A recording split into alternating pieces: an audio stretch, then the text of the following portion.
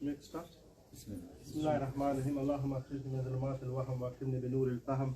Allahumma aftah alayna abwab rahmatik wa anshur alayna khaza'ina ulumik bi rahmatika ya arhamar rahimin. Salawat. Allahumma salli ala Muhammad. So inshallah we will continue our study circle on basic Arabic grammar and Qur'anic grammar. So lesson 4, we are going to look at nouns again. We're going to continue on to nouns. So we'll start off with this vocabulary, the meaning, and see how much we remember, inshallah. So min, from, the meaning. We're going to go with the meaning instead of what it is, but preposition is correct. Ma, what? La, no. Thum, then. Man, who. Yeah, so min and man, they look the same, but depends where the haraka is. So min is from and man is who. Al-Qawm, the nation or the people. The nation is also correct. It's also translated as the nation sometimes. Al-Haq, the truth. An-Nar, the fire. Adhabun, a punishment. Qala, no, not tell them. Who said? He said. Qala, he said. And Qul, say. MashaAllah, well done. So those are our vocabulary. The more we build up, inshallah, the more we will know. So this is what we have looked. Some brothers were not here.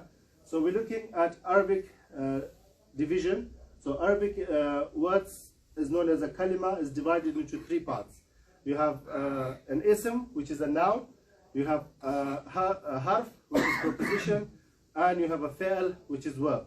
So we're looking at the first part of it, which is ism, noun. And we said noun is divided into these 3 states. So we've got state, gender, and number. And we look at the state. We looked at nakara and marifa. So marifa is a specific, something that you're talking about, you know what you're talking about. So a person, any of the names is specific, like Yusuf, Maryam, Musa, Isa. Or sometimes we can make it specific by adding. What do we add to make the nouns specific?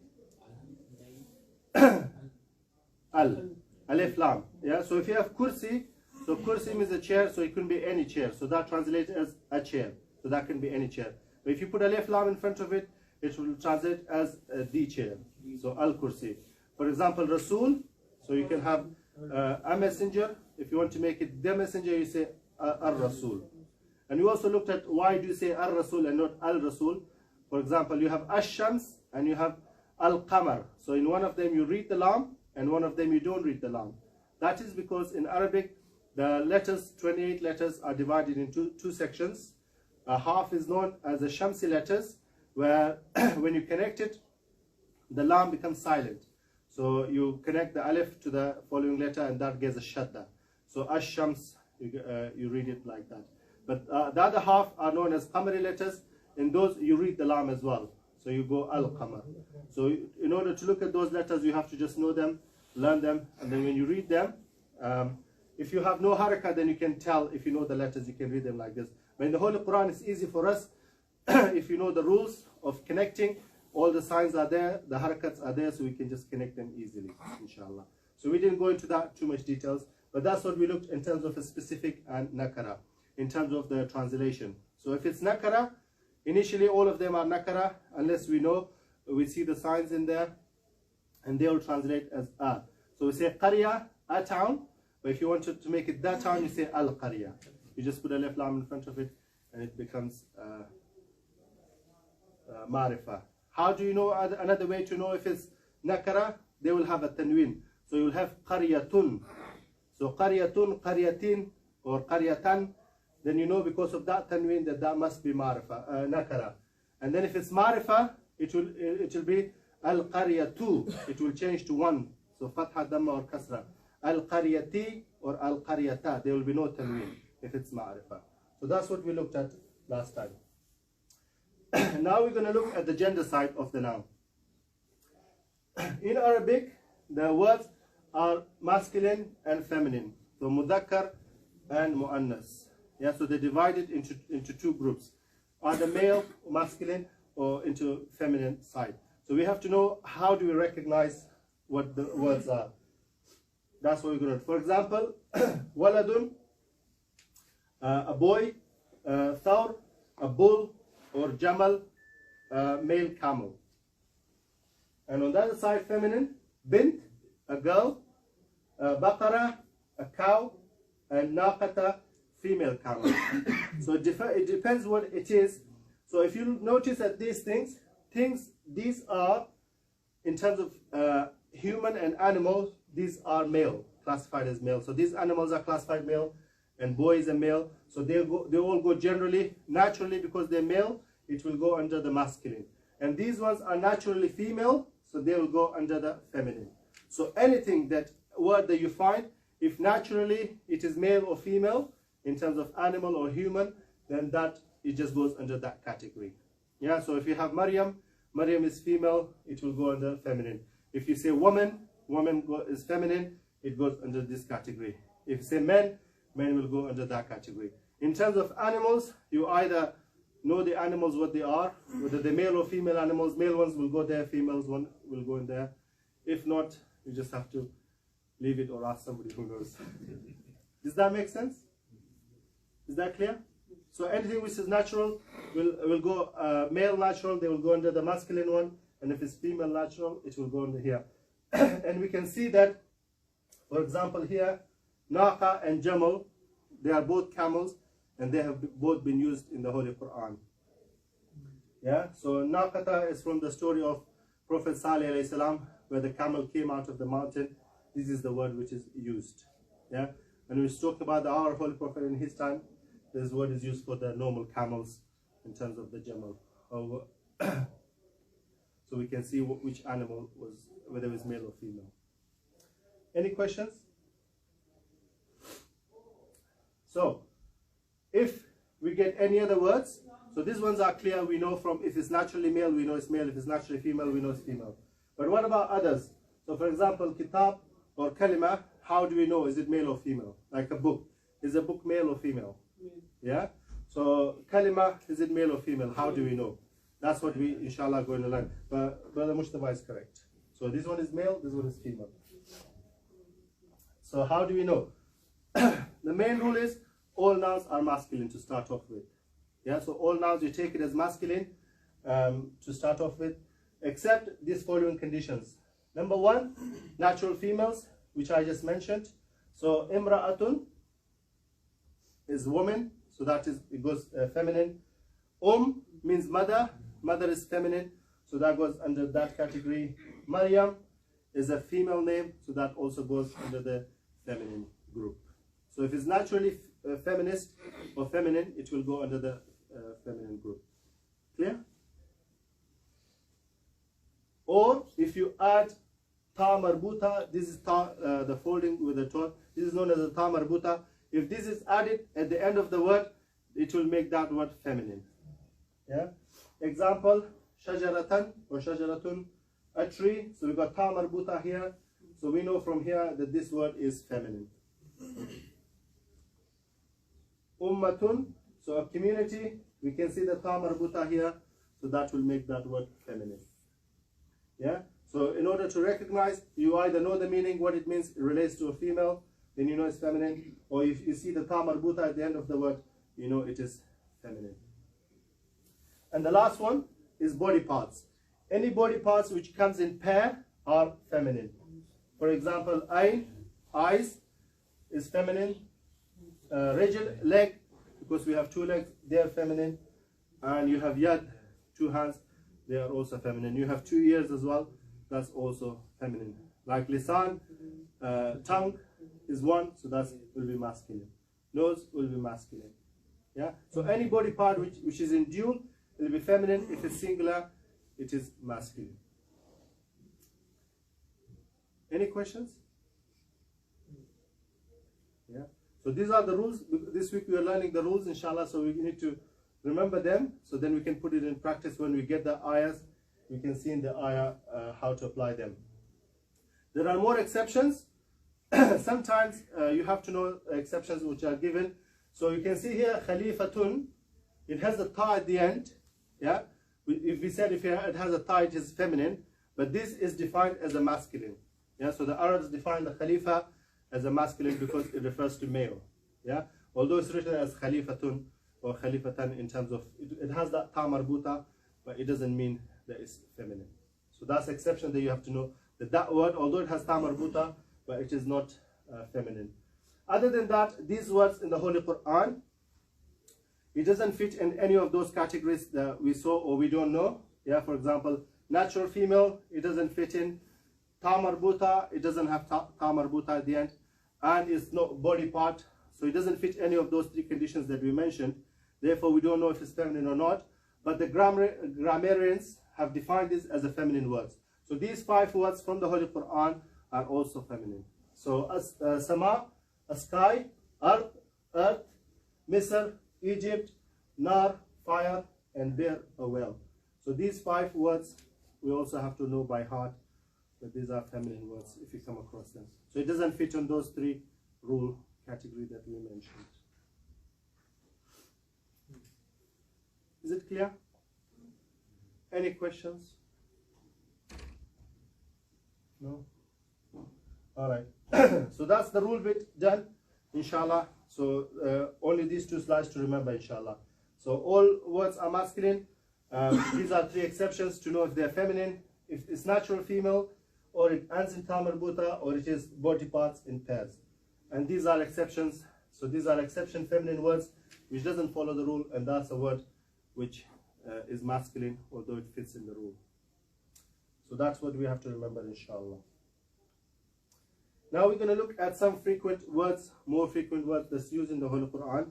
So then we can learn the meaning of them and relate it to our topic as well. So hada means this, and hadihi also means this. So these 2 mean the same thing. Hada and hadihi. They both mean this. This one is masculine and this one is feminine. So it is important to know. So when you know the word, whether you're using a masculine word or feminine word, then you know which one to use. Yeah. So you can't say hadihi kitabun. Yeah. You say hada kitabun. Yeah. So this way, if you know whether it's masculine or feminine, then you can form the right sentence. Otherwise, it will be incorrect. Did that make sense? So examples of this in the Holy Quran. Bismillah ar-Rahman ar-Rahim. Mada arad Allahu bihada mathala. So you can see sometimes it can also be attached to something else. This one, it is attached to ba, and ba is a, we didn't mention that thing. So ba is a preposition. The letter ba is also a preposition. Yeah, it will be attached to many things, and it has the rules. When the ba is attached to something, it will affect that word. But inshallah we'll look into that later on, because in here you can't see how it is affected, but in the later on we will see. So sometimes it can be attached to something like that, or it can come on its own as well. For example here, وَلَا تَقْرَبَ هَذِهِ الشَّجَرَةِ. So here هَذِهِ is separate. So it can be attached, it can be separate, but we can see this word here. So here, shajara, we can see it's female. That's why we have the word hadihi here. Allah is here, is male, so we have hada in that case. And or mathal is also male. Make sense? So hada and hadihi both means this. One is masculine, one is feminine. Next one, dhalika and tilka. It means that. This one is masculine and this one is feminine. Yeah? Masculine, feminine, both means the same thing, that.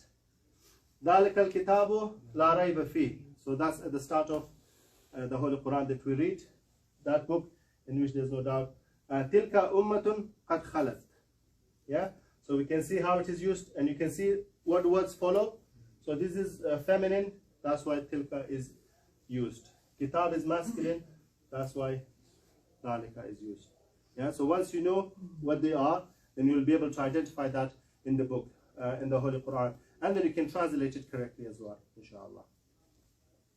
And then once you learn a bit of this, then you can form your own Arabic sentences as well. You know, you say, Hada kitab, hada kursi, you know, hada qalam, hada jayyat, whatever you want to add. Yeah? And then the next 2 words, ha'ula'i and ulaika. These two have different meaning, but I put them on the same slide. So haulai means these. So when you're referring to something which is close to you, so like you say these. Yeah, and if it's something far, you say those. Yeah, so these and those. Like something which is more than one.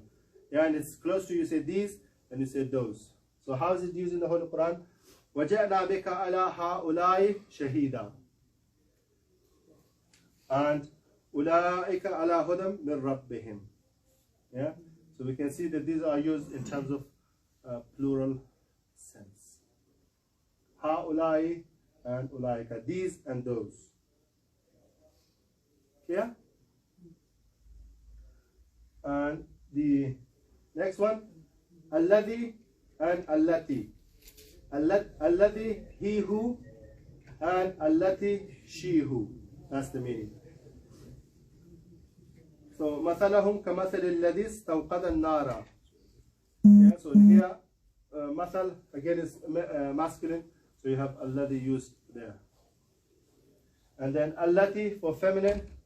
وَاتَّقُوا النَّارَ الَّتِي أُعِدَّتْ لِلْكَافِرِينَ. Yeah, I forgot to add the translation for this, otherwise it would have helped maybe more. So you can see here, allati is used because of nar. If you remember, nar was feminine. Yeah, so nar was feminine, that's why we have allati used. And this one is also feminine because of that ta, but we haven't covered that. Inshallah, we'll cover that in the verbs.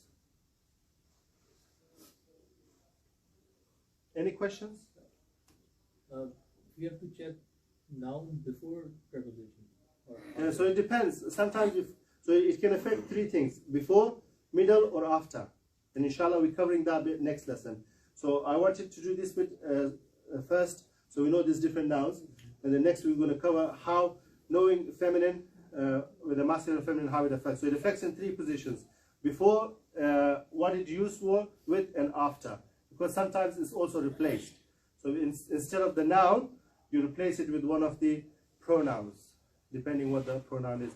And inshallah, next week we will learn. For example, you say like, instead of saying like Muhammad's book, you say his book.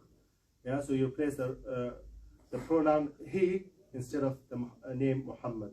So inshallah, we will learn that next week on the top of that. And then alladhina.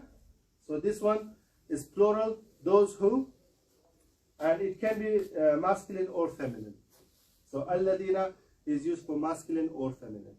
It's a mix of both. Yeah, so we see this is the singular, alladhi and allati, and then this is the plural for both of them. So it can be for masculine or feminine. So sirat alladina and amta alayhim from the Surah Fatiha. And فَحَاقَ بِالَّذِينَ سَخِرُوا مِنْهُمْ. So it can be also joined with something else, or it can be on its own. Yeah, but normally it will only be joined with a preposition. Yeah, so with a preposition, most likely ba, or maybe another one, or fa as well. It's fa or ba most of the time. So instead of like fahada, instead of hada, you can have fahada. Yeah, it changes the meaning just a little bit of what it is, and it changes the haraka as well. And that's it. Any questions? So we have a bit of vocabulary today, and one rule of masculine and feminine. So alladina, plural for those who, masculine or feminine, and we had alladhi and allati, he who and she who. So in terms of when we're describing someone, haulai, these, plural, when you're referring to something close, and ulaika, those, so something that you're referring to far, dhalika, and tilka, so something which is far, so you say that book. Yeah, so if it's feminine, still you use tilka, so something which is far. And this one, hada and hadihi is something close, so something that is close to you. So hada if it's masculine, or hadihi if it is feminine. Any questions?